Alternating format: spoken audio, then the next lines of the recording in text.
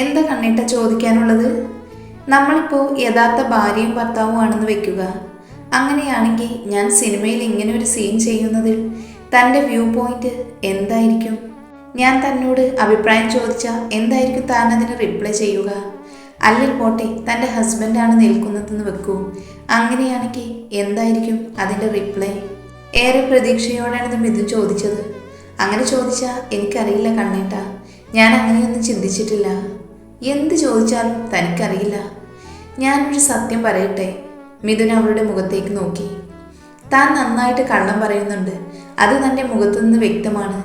അവൻ്റെ ക്ഷമ നശിച്ചിരുന്നു. ഒരു നിമിഷം അവൻ്റെ മുഖത്ത് ഗൗരവം വരുന്നത് കണ്ടപ്പോൾ അവൾക്ക് ഭയം തോന്നി. താൻ എന്തെങ്കിലും അരുതാത്തത് ചെയ്തു പോയെന്ന പേടിയായിരുന്നു അവളുടെ മുഖത്ത്. ഞാൻ എന്ത് കള്ളം പറഞ്ഞു എന്നാണ് കണ്ണേട്ടൻ പറയുന്നത്? പെട്ടെന്ന് ആ വാക്കുകൾ ഇടറി തുടങ്ങിയിരുന്നു. താൻ എന്നോട് പറയുന്നത് മുഴുവൻ കള്ളമാണ്. എനിക്ക് തൻ്റെ മുഖത്ത് നിന്ന് തന്നെ മനസ്സിലാകും. എന്തെങ്കിലും ഒരു കാര്യം ചോദിച്ചാൽ മനസ്സിലുള്ളതുപോലെ പറയണം, അല്ലാതെ മൂടി വെക്കുകയല്ല. മറ്റുള്ളവർക്ക് മനസ്സിലാക്കിയെടുക്കാനുള്ള ദിവ്യദൃഷ്ടിയൊന്നുമില്ല. അത്രയും പറഞ്ഞ ദേഷ്യത്തോടെ അവൻ അവിടെ നിന്നും ഇറങ്ങിപ്പോയപ്പോൾ ഒരു നിമിഷം അവളുടെ മനസ്സുമൊന്ന് വേദനിച്ചിരുന്നു. ഇത്രമാത്രം ദേഷ്യപ്പെടാൻ എന്താണിപ്പോൾ പറഞ്ഞത്? ചോദ്യത്തിന് മറുപടി നൽകില്ലത്രേ. ഭർത്താവാണെങ്കിൽ എന്തു ചെയ്യുമെന്ന്. അപ്പോൾ ഇത് തൻ്റെ ഭർത്താവല്ലേ? മറ്റൊരാളെ തൻ്റെ ഭർത്താവായി സങ്കല്പിച്ച് ചോദ്യം ചോദിച്ചവനോട് ഇതിലും മികച്ച മറ്റൊരു മറുപടി എന്താണ് താൻ പറയേണ്ടത്? ഇനിയും മറ്റൊരാളെ തനിക്ക് ഭർത്താവായി കാണാൻ സാധിക്കില്ലെന്ന് എത്രയോ വട്ടം താൻ പറയാതെ പറഞ്ഞു. അത് മനസ്സിലാക്കാൻ സാധിക്കാതെ വീണ്ടും വീണ്ടും തന്നെ കരാർ ഓർമ്മിപ്പിക്കുന്നവനോട് എന്തു പറയാനാണെന്നായിരുന്നു അവൾ ചിന്തിച്ചത്. അവൾക്കെന്തോ വിഷമം തോന്നി. എനിക്കർഹതയില്ലാത്തതാണ് എന്ന് തന്നെയല്ലേ വീണ്ടും വീണ്ടും ഓർമ്മിപ്പിക്കുന്നത്? അതിൻ്റെ അർത്ഥം അതല്ലേ? അങ്ങനെയുള്ള ഒരാളോട് പിന്നെ എന്ത് പറയേണ്ടത്? എനിക്ക് അവനെ മാത്രമേ പ്രണയിക്കാൻ സാധിക്കുന്നുള്ളൂ. അല്ലെങ്കിൽ അവൻ മറ്റൊരു സ്ത്രീയെ നോക്കുന്നത് പോലും തൻ്റെ ഹൃദയം സഹിക്കുന്നില്ലെന്നോ? വല്ലാത്ത വിഷമത്തോടെയായിരുന്നു മിഥുൻ ബാൽക്കണിയിലേക്ക് എത്തിയത്.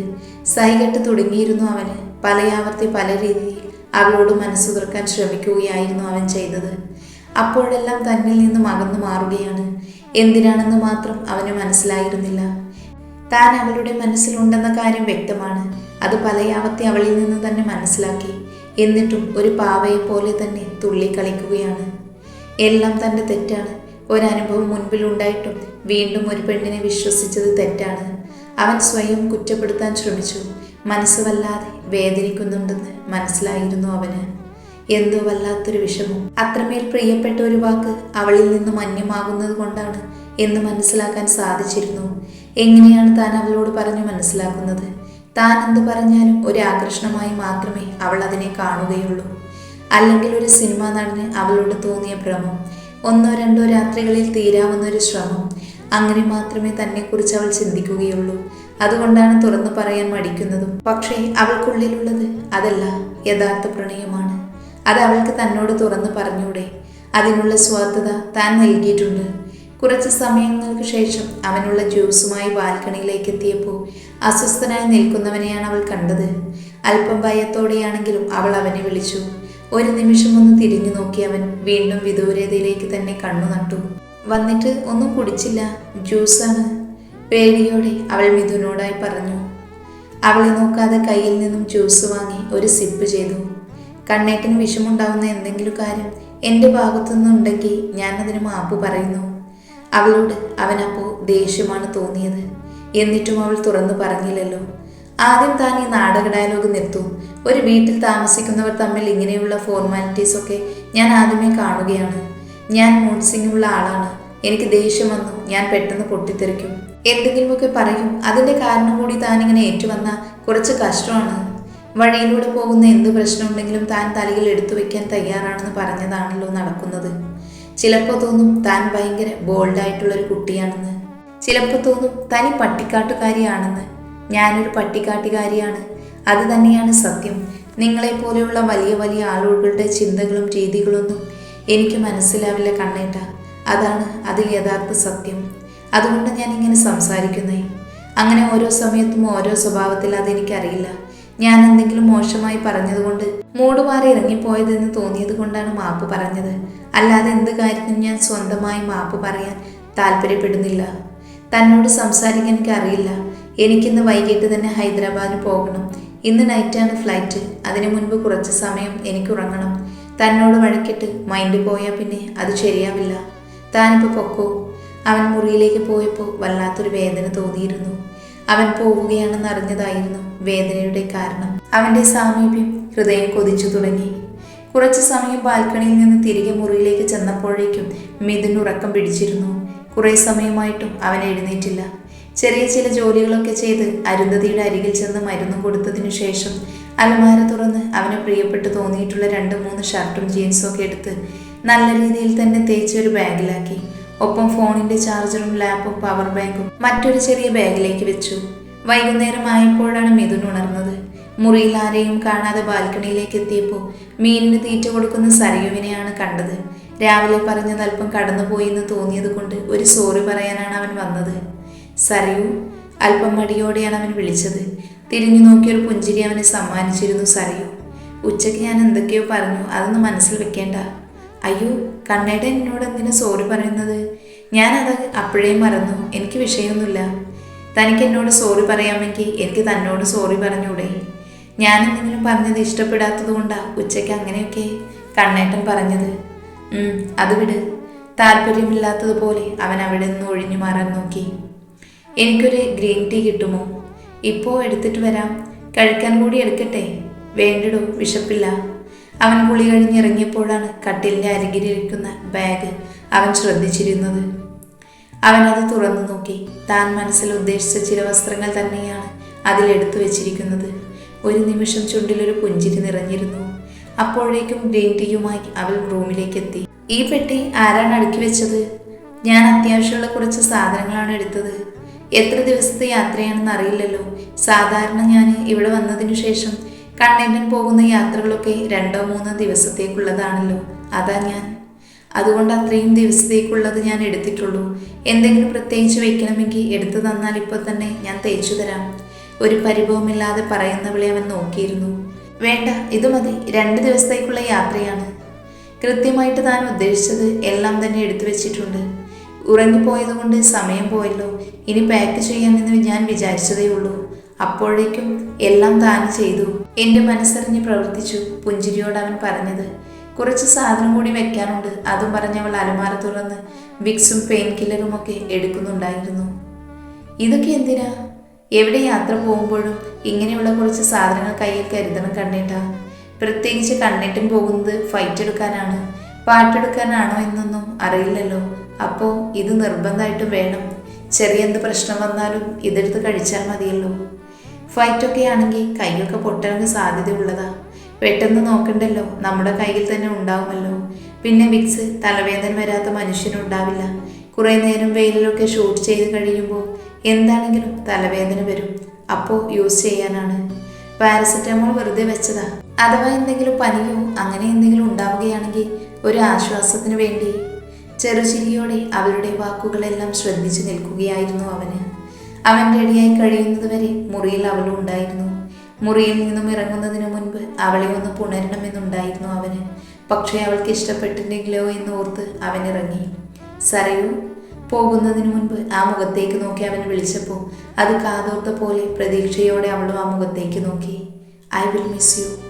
ആ വാക്കുകൾ അവളുടെ മുഖത്തൊരു പുഞ്ചിരിക്ക് വഴിമാറിയിരുന്നു. അപ്പോൾ ആ ഒരു വാക്ക് തന്നെ അവൾക്ക് ധാരാളമായിരുന്നു. അവനെ മാത്രം മനസ്സിൽ ധ്യാനിക്കുന്നവൾക്ക് ആ ഒരു വാക്ക് നൽകിയ ഊർജം ചേർത്തൊന്നും ആയിരുന്നില്ല. എല്ലാവരോടും യാത്ര പറഞ്ഞ് അവൻ കാറിൽ കയറി. അവൻ അകന്നു കഴിഞ്ഞപ്പോൾ തന്നിൽ നിന്നും പ്രിയപ്പെട്ട എന്തോ അകന്നു പോകുന്നത് പോലെ തോന്നി അവൾക്ക്. ഒന്നിനും ഒരു ഉന്മേഷം തോന്നിയിരുന്നില്ല. കുറച്ചു നേരം കഴിഞ്ഞ് അവൾ മുറിയിലേക്ക് പോയി. കുളി കഴിഞ്ഞ് ഇറങ്ങി വന്നിരുന്നു. ചായ കുടിക്കാനായി താഴേക്ക് ലക്ഷ്മി അമ്മ വിളിച്ചപ്പോൾ താഴേക്ക് ഇറങ്ങി ചെല്ലുകയായിരുന്നു. അരുന്ധതി അപ്പോൾ ഹോളിൽ ടിവിയുടെ മുമ്പിലുണ്ടായിരുന്നു. അവൾക്ക് ചായ പകർന്ന് ലക്ഷ്മി കൊടുത്തപ്പോൾ അരുന്ധതിയുടെ അരികിലായി അവളും ചെന്നിരുന്നു. പെട്ടെന്ന് ന്യൂസ് ചാനൽ വെച്ചത്. ഇപ്പോൾ കിട്ടിയ വാർത്ത. നടൻ മിഥുൻ മേനോൻ സഞ്ചരിച്ച വാഹനം ഡിവൈഡറിലിടിച്ച് അപകടം. നാട്ടുകാർ ചേർന്ന് മിഥുൻ മേനോൻ അടുത്തുള്ള ആശുപത്രിയിൽ പ്രവേശിച്ചു.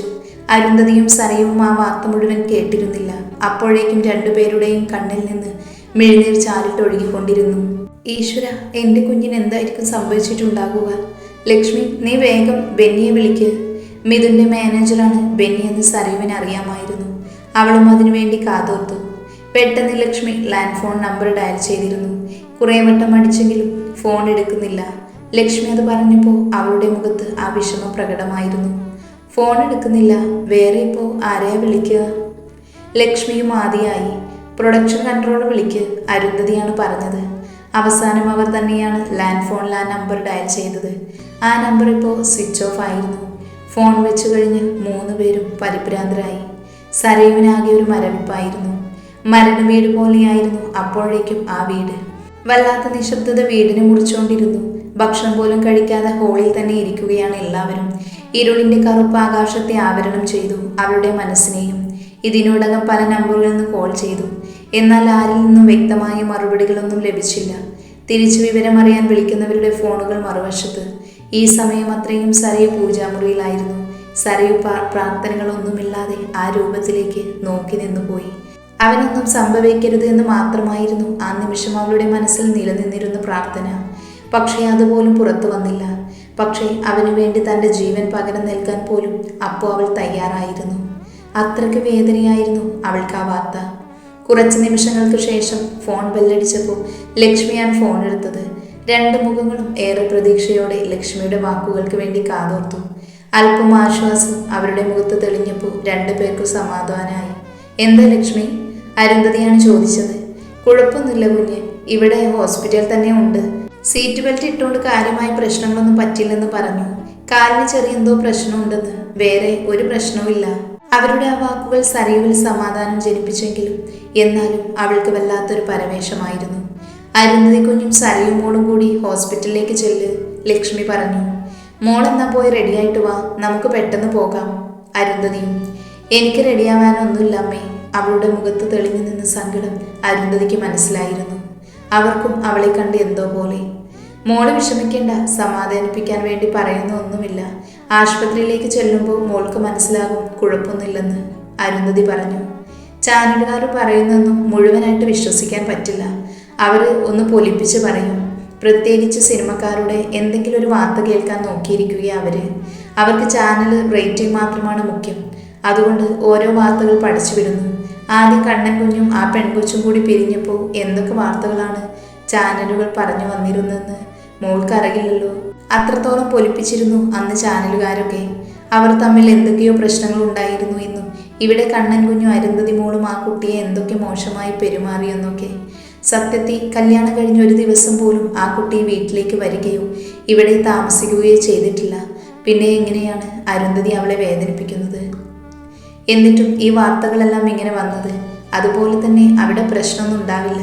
പിന്നെ ആളുകളെ ഭയപ്പെടുത്താൻ വേണ്ടി പൊടിപ്പും തൊങ്ങലും വെച്ചിട്ട് പറയുന്നതായിരിക്കും. അപ്പോഴല്ലേ അവർക്കും റേറ്റിംഗ് കൂടുകയുള്ളൂ. സമാധാനമായിട്ട് ഇരിക്കും മോളെ, കുഞ്ഞിനൊന്നും സംഭവിക്കില്ല, ഒന്നും സംഭവിക്കില്ല മോളെ. എന്തൊക്കെയോ ദോഷം ഉണ്ടായിരുന്നു, അത് ഇങ്ങനെയൊക്കെ കഴിഞ്ഞു എന്ന് കരുതിയാൽ മതി. മോള് വേഗം പോകാൻ തയ്യാറാകുക.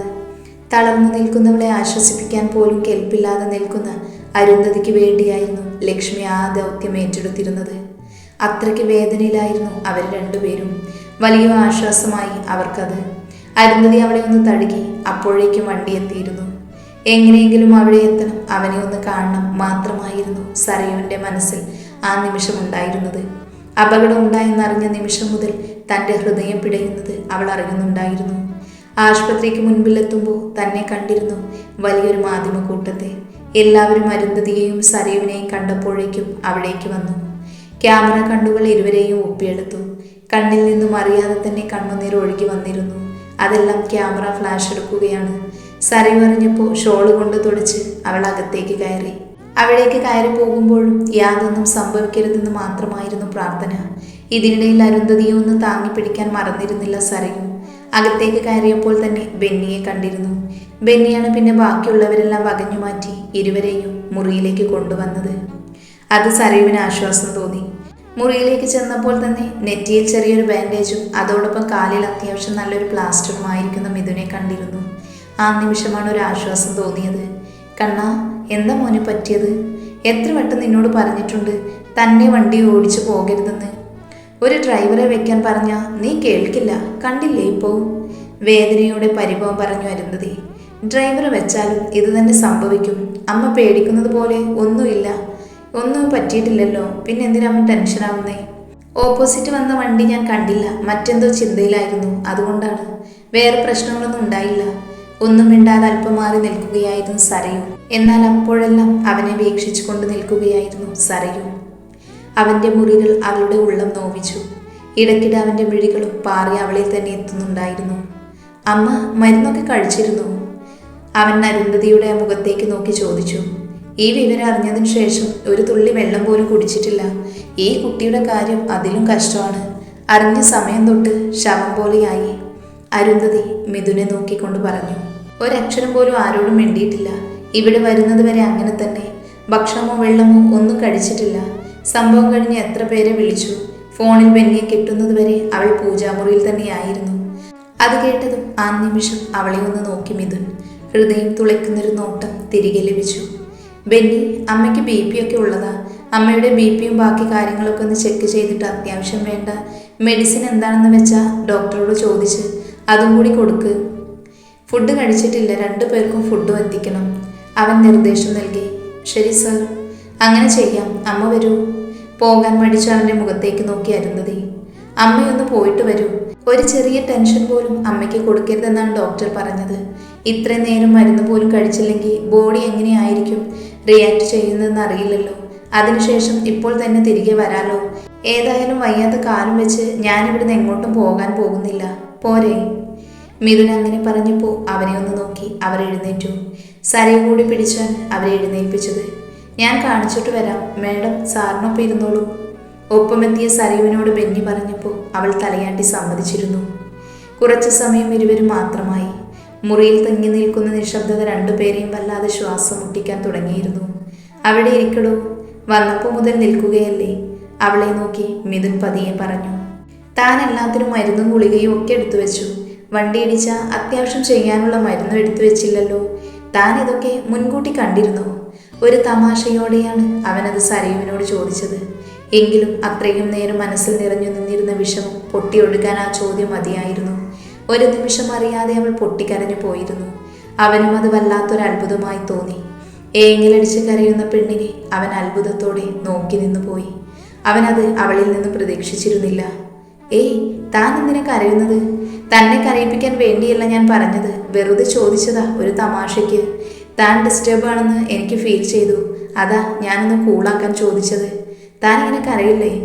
തൻ്റെ ചോദ്യം കാരണമാണ് അവൾ കരഞ്ഞതെന്ന് വിചാരിച്ചാണ് അവളുടെ മുഖത്തേക്ക് നോക്കി അവൻ അങ്ങനെ പറഞ്ഞത്. ഞാൻ അങ്ങനെയൊക്കെ എടുത്തു വെച്ചുകൊണ്ടാകുമോ ഇങ്ങനെ സംഭവിച്ചത്? തൻ്റെ ഒരു കാര്യം എന്തൊക്കെയാണോ താൻ ചിന്തിക്കുന്നത്? ഞാനൊരു തമാശ പറഞ്ഞതാണ്. ഇതൊക്കെ സംഭവിക്കേണ്ടതാണ്. ഓരോ നിമിത്തങ്ങൾ എപ്പോഴെങ്കിലും സംഭവിച്ചിരിക്കും. അതിപ്പോൾ ഇങ്ങനെയല്ലെങ്കിലും സംഭവിക്കും. കുറച്ച് സമയം കൊണ്ട് ഞാൻ എത്ര ഭയപ്പെട്ടു എന്നറിയുമോ? അവൻ്റെ മുഖത്തേക്ക് നോക്കി സരയു പറഞ്ഞു. TV-യിലൊക്കെ എന്തൊക്കെയാ പറഞ്ഞത്? അപകടനില തരണം ചെയ്തിട്ടില്ല, ഒന്നും പറയാൻ പറ്റില്ല, നില ഗുരുതരം. അതൊക്കെ കേട്ടപ്പോൾ സത്യമായിട്ടും പേടിച്ചു. വല്ല അറ്റാക്കും വന്ന് ഞാൻ മരിച്ചു പോയാൽ മതിയെന്ന് ഞാൻ വിചാരിച്ചത്, അവൾ കൊച്ചുകുട്ടിയെപ്പോലെ പറഞ്ഞു. അവളുടെ നിഷ്കളങ്കമായ മറുപടി കേട്ട് ഒരു നിമിഷം അവൻ അവളുടെ മുഖത്തേക്ക് തന്നെ നോക്കി. ശരിക്കും? ഏറെ ആർദ്രമായി അവൻ ചോദിച്ചു. സത്യമായിട്ടും ആ നിമിഷം ഞാൻ അങ്ങനെയൊക്കെ ചിന്തിച്ചു പോയിരുന്നു, സങ്കടം പിടിച്ചു വെച്ച് അവൾ പറഞ്ഞു. ഒന്നാമത് എന്നോട് വഴക്കിട്ട് ഇറങ്ങിപ്പോയത്, ഒന്നും സംസാരിച്ചു കൂടിയില്ല.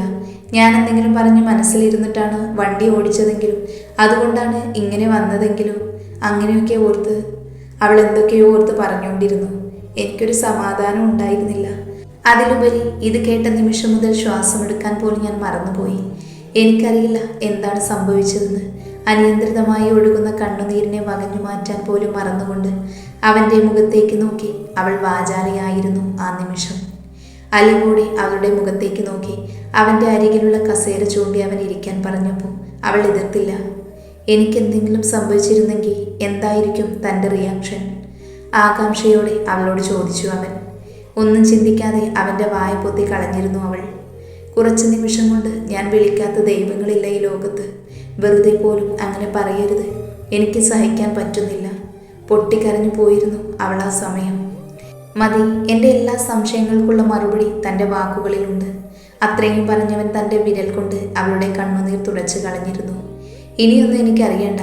ഇങ്ങനെ സംഭവിച്ചത് ഒരു പക്ഷേ ഈ മനസ്സ് എൻ്റെ മുൻപിൽ തുറന്നു കാണിക്കാൻ വേണ്ടിയായിരിക്കും, മിഥുൻ അവളോട് പറഞ്ഞു. അതിനാകും ദൈവം ഇങ്ങനെ ഒരു അപകടം ഇപ്പോൾ ഉണ്ടാക്കിയത്. അവൻ പറഞ്ഞതിൻ്റെ അർത്ഥം പൂർണ്ണമായി മനസ്സിലായില്ല എങ്കിലും ആ നിമിഷം അവൻ്റെ ജീവൻ തിരികെ കിട്ടിയതൊരു വലിയ സന്തോഷമൊന്നും അവൾക്കുണ്ടായിരുന്നില്ല. തനിക്കിപ്പോൾ ഫുഡ് വരും. കുറേ നേരമായിട്ടൊന്നും കഴിച്ചില്ല എന്നല്ലേ പറഞ്ഞത്? എനിക്കൊന്നും വേണ്ട. അപ്പോഴേക്കും ബെന്നി അകത്തേക്ക് കയറി വന്നു. സർ, ഫുഡ് റെഡി ആയിട്ടുണ്ട് മേഡത്തിന്, ഇങ്ങോട്ട് കൊണ്ടുവരട്ടെ എന്ന് ചോദിക്കാനായിരുന്നു. ഓക്കെ, കൊണ്ടുവരൂ. സരയൊന്നും കഴിച്ചിട്ടില്ലല്ലോ? അമ്മ അവൻ ചോദിച്ചു. അമ്മയ്ക്ക് ഒരു ട്രിപ്പ് ഇട്ടിട്ടുണ്ട്. ബോഡി കുറച്ച് വീക്കാണ്, അതുകൊണ്ട് ഫുഡ് കഴിച്ചിട്ടില്ല. ഡോക്ടർ തന്നെയാ പറഞ്ഞത് ട്രിപ്പ് കഴിഞ്ഞ് കൊടുത്താൽ മതിയെന്ന്. അപ്പുറത്തെ റൂമിലുണ്ട്. ബെന്നി അവനോട് മറുപടി പറഞ്ഞു. ഞാൻ അമ്മയൊന്ന് കണ്ടിട്ട് വരാം, സരയു പറഞ്ഞു. ഇപ്പം താൻ എങ്ങോട്ടും പോകണ്ട, അമ്മ കുറച്ച് റെസ്റ്റ് എടുക്കട്ടെ. ഫുഡ് കൊണ്ടുപോവാ ബെന്നി. അയാളുടെ മുഖത്തേക്ക് നോക്കി അവനത് പറഞ്ഞപ്പോൾ അയാൾ മുറിയിൽ നിന്നും പിൻവാങ്ങിയിരുന്നു. എഴുന്നേൽക്കാൻ തുടങ്ങിയവരുടെ കൈകളിൽ അവനൊന്ന് പിടിച്ചു. ഇപ്പം എവിടേക്കും പോവണ്ട, ഇവിടെ ഇരിക്കുക. പ്രണയത്തോടെ അവളുടെ മുഖത്തേക്ക് നോക്കി അവൻ പറഞ്ഞു. ഒരു സ്മൂച്ചാകാമായിരുന്നു അല്ലേ? ഒരു കുസൃതിയോടെ അവൻ ചോദിച്ചപ്പോൾ അവൾ മനസ്സിലാവാതെ അവൻ്റെ മുഖത്തേക്ക് ഉറ്റുനോക്കി. എന്താ? അല്ല, നല്ലൊരു ജ്യൂസ് ആകാമെന്ന്. സംശയം തീരാതെ വീണ്ടും അവൾ മുഖത്തേക്ക് നോക്കിയപ്പോൾ അറിയാതെ അവൻ പൊട്ടിച്ചിരിച്ചു പോയിരുന്നു. എന്തു പറ്റി? ഒന്നുമില്ല എന്നവൾ തലയാട്ടി കാണിച്ചു. അവളുടെ ഓരോ പ്രവൃത്തികളും അവൻ കൗതുകത്തോടെ നോക്കി നിന്നു. അപ്പോഴേക്കും അകത്തേക്ക് ഫുഡുമായി ബെന്നി എത്തിയിരുന്നു. ബെന്നി വല്ലതും കഴിച്ചോ? അലിവോടെ അവൻ ചോദിച്ചു. ഞാൻ കഴിച്ചോളാം സർ. അത് പറഞ്ഞപ്പോൾ പറ്റില്ല, ഇവിടെ വന്നപ്പോൾ തൊട്ട് താനിങ്ങനെ നിഴലായി നിൽക്കുമല്ലേ. പോയി കഴിച്ചിട്ട് വാ. സമയം ഒരുപാടായി, കഴിച്ചിട്ട് വന്നാൽ മതി. ശരി സർ. ചിരിയോടെ അയാൾ മുറിയിൽ നിന്ന് പുറത്തേക്ക് പോയി. ഒരു പ്ലേറ്റിൽ ചപ്പാത്തിയും വെജിറ്റബിൾ കുറുമയുമായിരുന്നു. കണ്ണേറ്റം കഴിച്ചോ? ഇല്ല, നമ്മൾ ഒന്നിച്ചല്ലേ കഴിക്കുന്നത്. അവൻ അവളുടെ മുഖത്തേക്ക് നോക്കിയാണത് പറഞ്ഞത്. അവൻ പറഞ്ഞതും ആദ്യം ഒരു അമ്പരപ്പുളവാക്കിയെങ്കിലും ഉള്ളമത് ആഗ്രഹിച്ചു. അങ്ങനെ ആദ്യമായി ഒരു പ്ലേറ്റിൽ നിന്നും ഇരുവരും ഒരുമിച്ച് ഭക്ഷണം കഴിച്ചു. രണ്ടുപേരുടെയും ജീവിതത്തിൽ മറക്കാനാവാത്ത ഒരു നിമിഷമായിരുന്നു അത്. മുറിയിലേക്ക് ഇടിച്ചു കയറി വന്ന ഷിക കാണുന്നത് ഈ കാഴ്ചയാണ്. അവൾക്ക് വല്ലാത്ത ദേഷ്യമാണ് ഉണ്ടാക്കിയത്. മിഥുൻ! അതൊരലർച്ചയായിരുന്നു. മുറിയിലെ ഭിത്തികളെ മുഴുവൻ പ്രകമ്പനം കൊള്ളിച്ച ഒരലർച്ചയായിരുന്നു അത്. ആ ഒരു നിമിഷം സരയു ഒന്ന് ഞെട്ടി. ദേഷ്യത്തോടെ നിൽക്കുന്നവളുടെ മുഖത്തേക്ക് നോക്കി. പിന്നെ മിഥുനെയും. അവൻ യാതൊരു കൂസലുമില്ലാതെ ഇരിക്കുകയാണ്. കുറച്ച് വെള്ളം എടുക്ക് സരയു, അവൻ പറഞ്ഞപ്പോൾ അല്പം ഭയത്തോടെ അരികിലിരുന്ന മിനറൽ വാട്ടർ കുപ്പിയിൽ നിന്ന് അല്പം വെള്ളമെടുത്ത് അവൻ ഗ്ലാസ്സിൽ ഒഴിച്ച് കൈകളിലേക്ക് കൊടുത്തു. അവനത് കുടിച്ചുകൊണ്ട് മെല്ലെ എഴുന്നേൽക്കാനൊരു ശ്രമം നടത്തി. താനൊന്ന് പിടിച്ചേ, എനിക്ക് കൈയൊന്ന് വാഷ് ചെയ്യണമായിരുന്നു. അവൻ പറഞ്ഞപ്പോൾ അവൾ അവനെ ഒന്ന് നോക്കി പിടിച്ചു. അവളുടെ തോളിലൂടെ കൈയിട്ട് അവൻ ബാത്റൂമിലേക്ക് പോയി. ഷിക എന്നൊരാൾ മുറിയിൽ നിൽക്കുന്നുണ്ടെന്ന് പോലുമുള്ള ഭാവം അവനിൽ ഉണ്ടായിരുന്നില്ല. ഓരോന്നും കാണെ ഷികയ്ക്ക് ദേഷ്യം വന്നു തുടങ്ങിയിരുന്നു. മിഥുൻ, ഞാൻ നിന്നെ കാണാനാണ് വന്നത്. എന്നിട്ട് ഞാൻ ഇവിടെ ഉണ്ടെന്നൊരു കൺസിഡറേഷൻ പോലും നീ എനിക്ക് തരുന്നില്ലല്ലോ. അവസാനം ദേഷ്യത്തോടെ അവൾ പറഞ്ഞു. കട്ടിലേക്ക് തിരികെ വന്നിരുന്ന സമയത്ത് അറിയാതെയാണെങ്കിലും രണ്ടുപേരുടെയും കവിളുകൾ തമ്മിലൊന്ന് ഉരസിയിരുന്നു. രണ്ടുപേരും ഒന്ന് ഞെട്ടി. ഒരു നിമിഷം ഒരു കള്ളച്ചിരിയോടെ മിഥുൻ അവളെ ഒന്ന് നോക്കി. പക്ഷേ ഷിക നിൽക്കുന്ന സാഹചര്യത്തിലായിരുന്നവൾക്ക് അത് അറിഞ്ഞിരുന്നില്ല എന്നതാണ് സത്യം. ഇനി ഷിക വന്ന കാര്യം പറ. കളിയാക്കുന്നത് പോലെ മിഥുൻ പറഞ്ഞപ്പോൾ ഷികയ്ക്ക് ദേഷ്യം ഇരച്ചു കയറി. എനിക്ക് സഹിക്കാൻ പറ്റിയില്ല ഈ ന്യൂസ്, അതുകൊണ്ടാണ് ഞാൻ പെട്ടെന്ന് വന്നത്.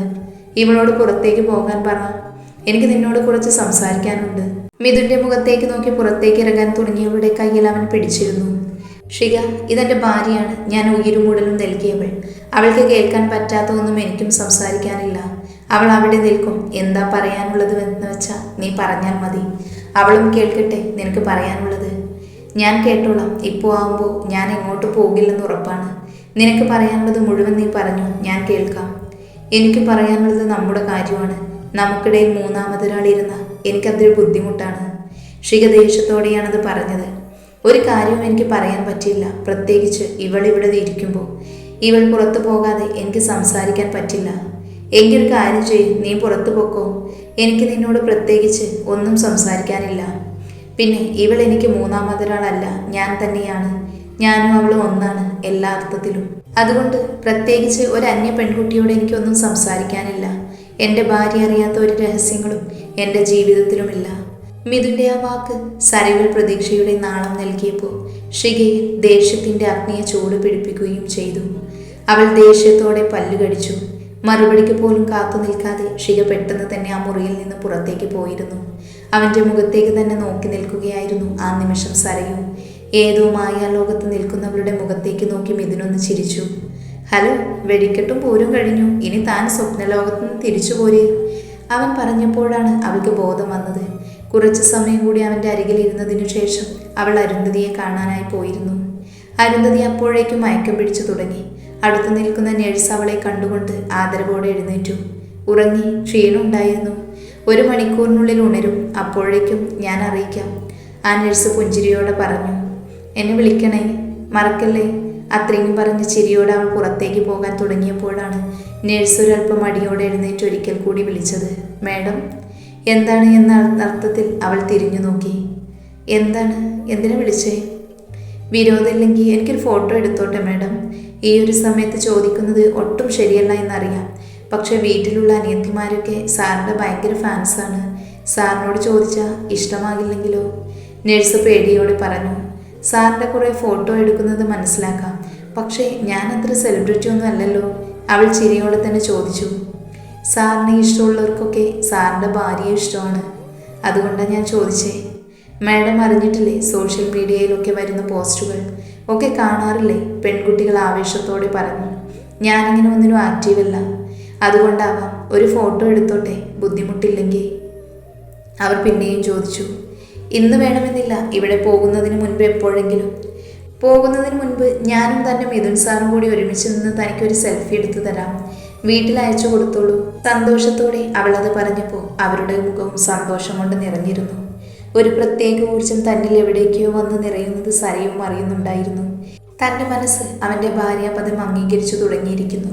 അവൻ്റെ ഓരോ വാക്കുകളും തൻ്റെ ശരീരത്തിൻ്റെ ഓരോ അണുവിനെയും വല്ലാതെ സന്തോഷത്തിലാഴ്ത്തി.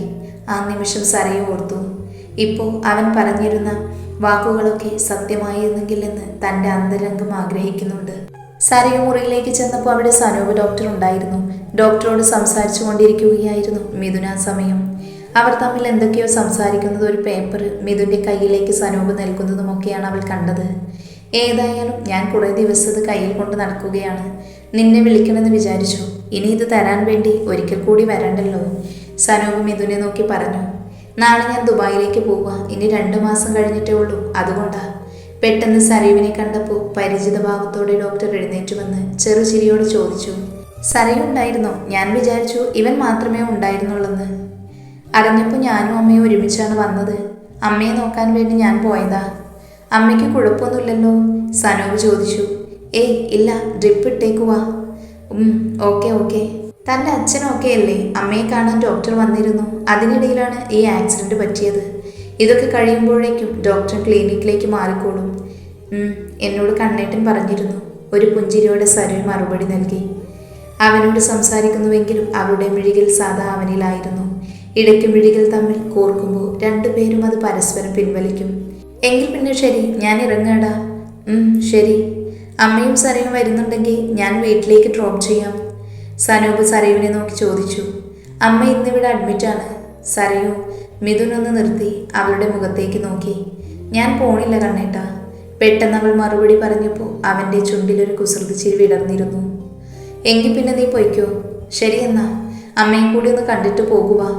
ഒരു പുഞ്ചിരി ഇരുവർക്കും നൽകിയ സനൂപ് അവിടെ നിന്നും ഇറങ്ങിയത്.